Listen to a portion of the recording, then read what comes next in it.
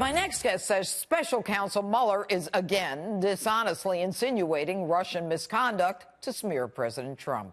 Judicial Watch President Tom Fitton joins me now with more on that and his reaction to the Comey testimony transcript. All right, good evening, Tom. Thanks for being with us tonight. You know, before I get into Comey and Mueller, I want to talk to you about a decision that didn't make a lot of news, but to me is extremely significant. A federal judge apparently gave Judicial Watch, you as the president of Judicial Watch, the ability to do additional fact-finding into whether Hillary Clinton's use of a private email server was deliberate and an effort to thwart freedom of information. Why now? What does it mean? Well, the judge has been waiting for other court cases to come to a conclusion to see what else was out there to be found. He's upset about what the Justice Department and the State Department did in terms of keeping away from the court and Judicial Watch information about this email scheme. Remember, it was Judicial Watch's litigation that uncovered the Clinton email server and all those emails. They were forced to admit to the court they had this material, and the judge is furious that they didn't admit it earlier, and he's angry at this Justice Department judge for coming in and trying to defend the indefensible by trying to explain away what went on. So he authorized Judicial Watch to take discovery into what Mrs. Clinton was doing, how the State Department and the Justice Department were handling the email system and the results of our requests. And so it's a big deal. We have 10 days only to come up with the discovery plan. Okay, but the discovery plan, does that mean you could put people under oath?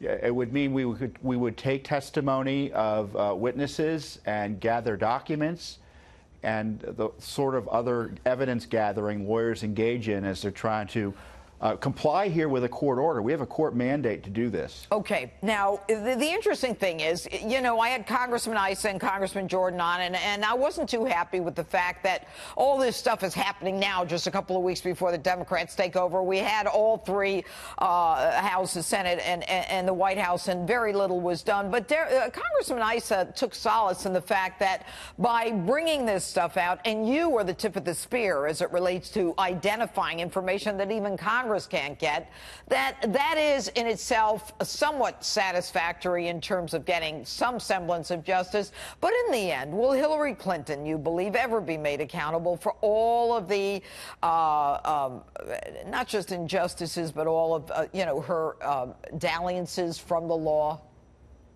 It's going to be up to Bill Barr, the new incoming Attorney General, whether or not he's going to allow James Comey have the final word as to what Hillary Clinton did. There's still a lot of more information to be found.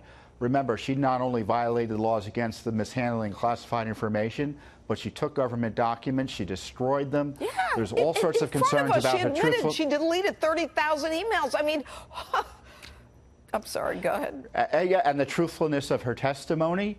I haven't heard this Justice Department, maybe you have, Judge Jeanine, describe what it thinks about what James Comey did. Do they agree that with James Comey that she didn't violate the laws against mishandling classified information, that no reasonable prosecutor would have brought a case? Silence. And I'm tired of the silence, but thankfully there's a court interested in getting additional information about what she did, and that's all we can do is get the information out there, and if prosecutors don't do their job, that's why the American people are unhappy. And frankly, it's why the president ought to be extremely unhappy. Well, Tom Fitton, and thank you for what you're doing and the efforts of your getting information before the American public that Congress cannot, irrespective of whether we get justice in the end.